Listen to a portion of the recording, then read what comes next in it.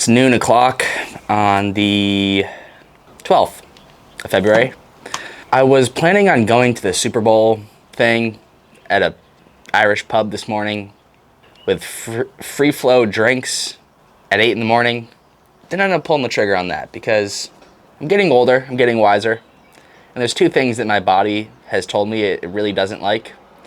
The first is not enough sleep, and the second is alcohol. So I wasn't eager to wake up 3 hours before my normal time and then go drink in the morning. It's totally gonna throw off my whole day, probably throw off the next 2 to 3 days. So that got canceled. Got a couple other fun activities. One, got to edit some tea photography. These are product photos I took for a few new teas that are on a boat in the Pacific Ocean somewhere on their way to Long Beach, California. When I say edit photos, it means popping them into Lightroom, clicking the auto edit button, watching the 10 different sliders move in different directions, and then just looking at it and going,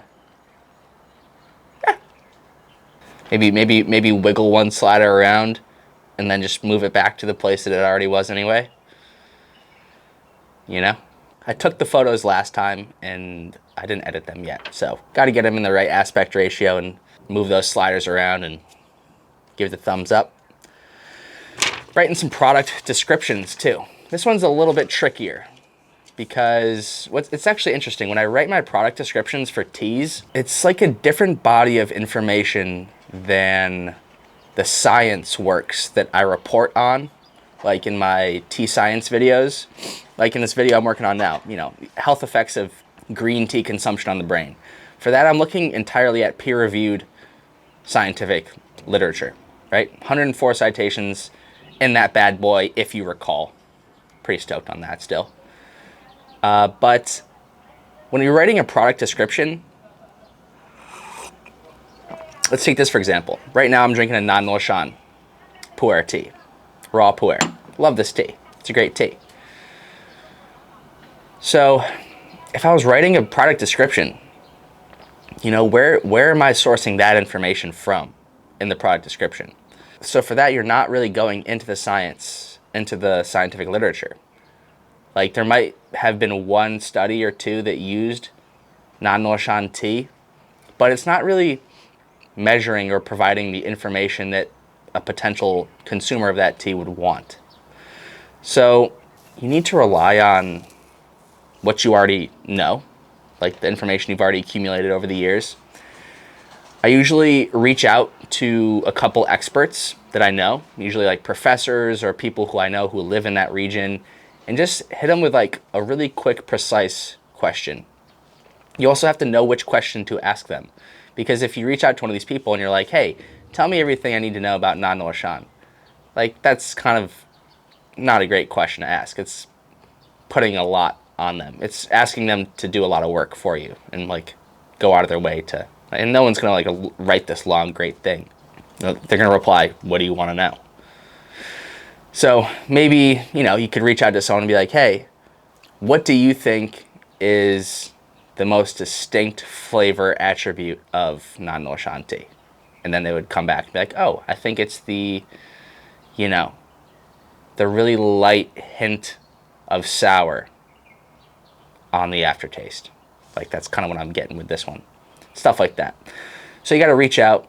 And then the other thing that you do when you want to write a good product description is go through the Chinese language blogs. So if you go into the blogosphere, I've literally never read a blog in the English language about tea written by anyone besides myself. I just don't really trust anyone in the Western blogosphere when it comes to tea, mostly because I know the Chinese blogosphere is way more educated and there's just way more information here. What I'll do is it'll either be Google or a different search engine, maybe Bing or Baidu, and I'll just type in Chinese. I'll say, what's up with non-Loshan tea in more formal language, but I'll say, what makes non-Loshan tea unique? And then I'll find like 10 blogs written by Chinese tea bloggers about non-Loshan tea.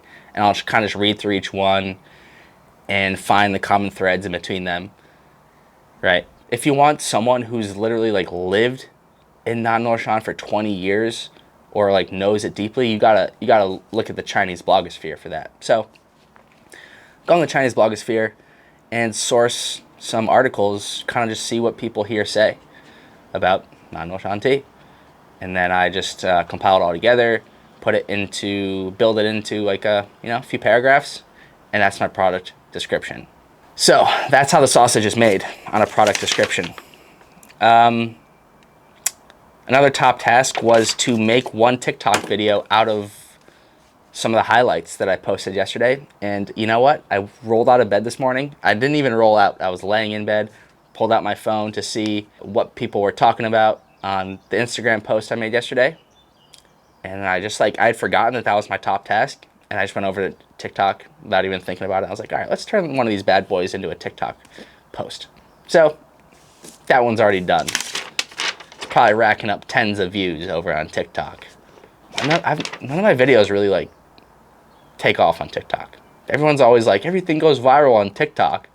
TikTok's where it's at. Fuck TikTok. TikTok ain't giving me shit.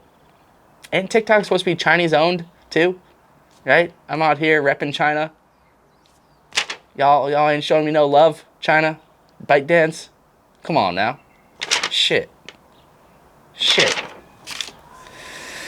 Gotta check. There's a the final deal on my Fiverr project is in. So look that over. Water my tea plants. It's hot and dry out these last 2 days, so my tea plants are thirsty for sure. So have to water them this evening. Also got to hit the gym today. Today's day 3, so my gym's closed for Chinese New Year's. I'm going to the track. I'm gonna lift and put my body off of random surfaces over at the track. Last but not least, I want to text my dear friend Farhat. He's a Pakistani brother of mine, and he is a postdoc at my university. Me and him have been friends for years. We were originally neighbors in the old student dorms when he was doing his PhD and I was doing my master's. I have some great stories about Farhat, me and him. We're in the same college of horticulture, and he's been like a helping hand to me in a lot of ways, showing me the ropes in terms of doing some experiments. We've co-authored several papers together, and I want to do a new experiment with Farhat. He's moving on to greener pastures soon in March, so I only have him for another month. I want to have one last hurrah with Farhat, and I've planned a great little experiment for us. We're going to be extracting DNA out of soil samples. So I want to text Farhat. He's still here. I don't think he went back to Pakistan for Chinese New Year's. He may have, but I got to text him and find out so that I can plan our little experiment date. That's it, y'all. That's my day. That's my fun-packed, activity-packed, action-packed day. All right now. Bye-bye.